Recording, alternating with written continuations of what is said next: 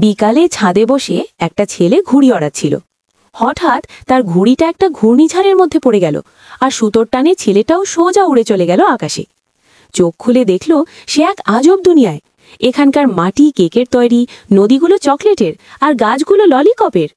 কিন্তু এত সুন্দর জায়গায় সব চকলেট মানুষরা মন খারাপ করে বসে আছে। ছেলেটা অবাক হয়ে জিজ্ঞেস করল, কি ব্যাপার, তোমরা মনমরা কেন? চকলেট মানুষ বলল, এক গরম দৈত্য এসে রোজ আমাদের চকলেট গলিয়ে শরবত বানিয়ে খেয়ে ফেলে। শুনে ছেলেটার খুব রাগ হলো।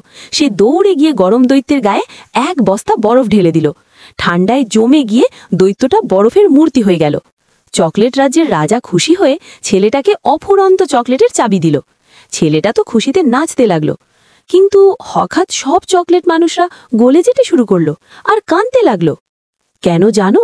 কারণ তোমরা এখনো সাবস্ক্রাইব বাটনটা চাপেননি।